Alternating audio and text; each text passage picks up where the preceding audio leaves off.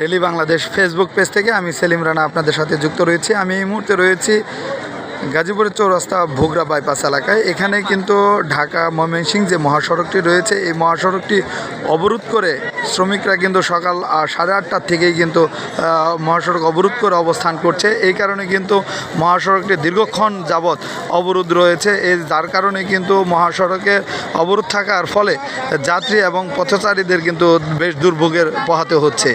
আমি যদি আপনাদেরকে দেখাতে চাই তাহলে দেখবেন যে মহাসড়কে কিন্তু যে নারী শ্রমিক রয়েছে, এই শ্রমিকগুলো কিন্তু শক্ত অবস্থানে তারা বসে আছে, যাতে কোনো গাড়ি যাতায়াত না করতে পারে। তাদের পাওনা দাবি আদায় না হওয়া পর্যন্ত তারা মহাসড়ক থেকে উঠবে না, তেমনটি জানিয়েছে। এখানে কিন্তু আপনারা লক্ষ্য করছেন যে নারী শ্রমিকরা সারিবদ্ধ হয়ে দাঁড়িয়ে আছে। তারা কিন্তু তাদের বকেয়া পাওনা আদায়ের জন্যই কিন্তু মূলত এই মহাসড়ক অবরোধ করে সকাল 8:30টার পর থেকেই দাঁড়িয়ে আছে। বিশেষ করে আমি কিছু শ্রমিকের সাথে কথা বলেছি, কর্মরত এখানকার যে আন্দোলনরত যে শ্রমিক রয়েছে তাদের সাথে কথা বলেছি। তারা যেমনটি জানিয়েছে যে গত বৃহস্পতিবারে তাদের বকেয়া পাওনা দিয়ে পরিশোধ করার কথা থাকলেও তারা কিন্তু পরিশোধ করতে পারেনি। পরিশোধ করতে না পারাই কিন্তু শনিবার থেকে শ্রমিকরা আবার মহাসড়কে নেমে আসে এবং আন্দোলনের রূপ নেয়। এই আন্দোলন বেলা বাড়ার সাথে সাথেই কিন্তু তীব্র আকার ধারণ করে। বর্তমানে কিন্তু এই ঢাকা ময়মনসিংহ মহাসড়কে কিন্তু যান চলাচল একেবারেই স্থবির হয়ে আছে। এছাড়া এর প্রভাবে কিন্তু ঢাকা ময়মনসিংহের সাথে সাথে কিন্তু ঢাকা টাঙ্গাইল মহাসড়কটিও কিন্তু যানবাহন চলাচল একেবারেই নেই বললেই চলে। সব গাড়ি কিন্তু জটলা হয়ে আছে। এই টিএনজেড যে কারখানা, এই কারখানার 5টি ইউনিট রয়েছে। সেই 5টি ইউনিটের সকল শ্রমিকরাই কিন্তু আজকে এই মহাসড়কে অবস্থান করছে। তারা এমনটি জানিয়েছে যে তাদের বেতন, বকেয়া যে বেতন রয়েছে এবং এই পাওনাদি পরিশোধের প্রতিশ্রুতি দিয়েও, বারবার প্রতিশ্রুতি দিয়েও কিন্তু কারখানা কর্তৃপক্ষ ব্যর্থ হয়েছে এবং এই ব্যর্থতার কারণেই কিন্তু আজকে মহাসড়কে অবরোধ করে তারা অবস্থান করছে।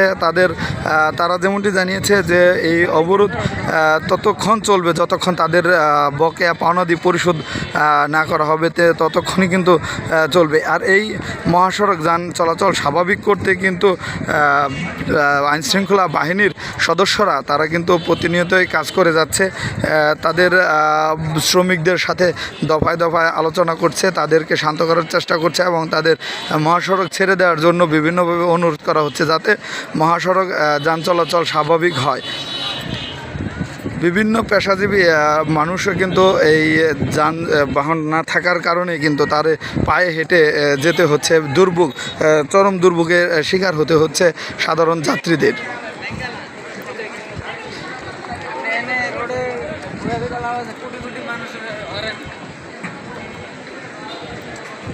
আমরা যদি দেখাই তাহলে দেখবেন যে এদিকে কিন্তু ঢাকা থেকে ছেড়ে আসা যে দূরপাল্লার আন্তঃপরিবহন ও পণ্যবাহী যে ট্রাক রয়েছে, সেই গাড়িগুলো কিন্তু একেবারেই স্থবির হয়ে বসে আছে।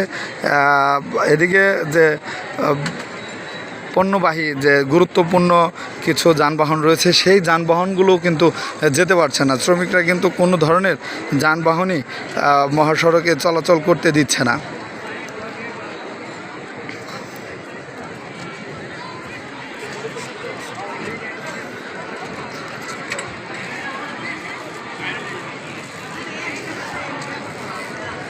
এখানে কিন্তু নারী শ্রমিকের উপস্থিতি রয়েছে অনেক, বলা যায়।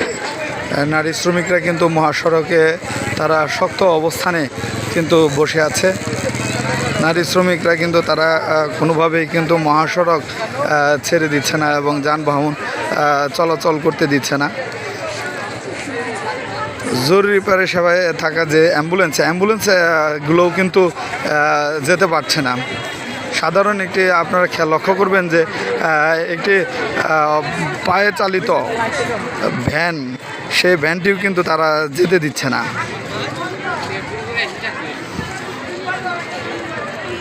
এই মুহূর্তে এই আন্দোলন সময়ের সাথে সাথে যেন আন্দোলন তীব্র হয়ে উঠছে।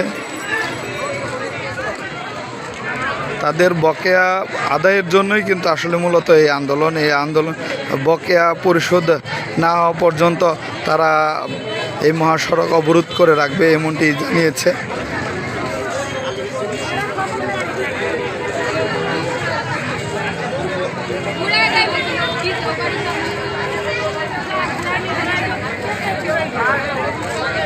আমি বেশ কিছু শ্রমিকের সাথে কথা বলেছি, তারা যেমনটি জানিয়েছে যে বকেয়া বেতনের জন্য তারা টাকা না পাওয়ার কারণে কিন্তু তাদের যে স্বাভাবিক জীবনযাপন তারা করতে পারছে না, এটিও কিন্তু তারা দাবি জানিয়েছে যে টাকা না থাকার কারণে কিন্তু তারা এখানে বাসা ভাড়া সহ নিত্য প্রয়োজনীয় পণ্য কেনাকাটা করতে পারছে না বা তারা স্বাভাবিক জীবনযাপন করতে পারছে না, এমনটিও কিন্তু তারা অভিযোগ জানিয়েছে।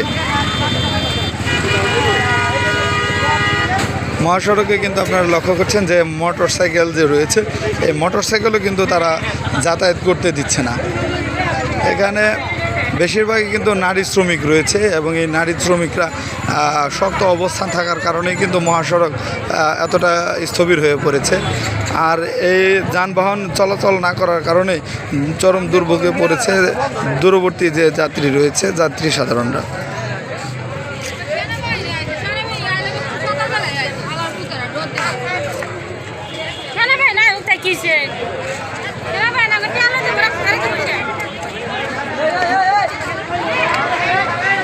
ঢাকা টাঙ্গাইল মহাসড়ক থেকে এটাই কিন্তু ছিল আমার কাছে সর্বশেষ পরিস্থিতি।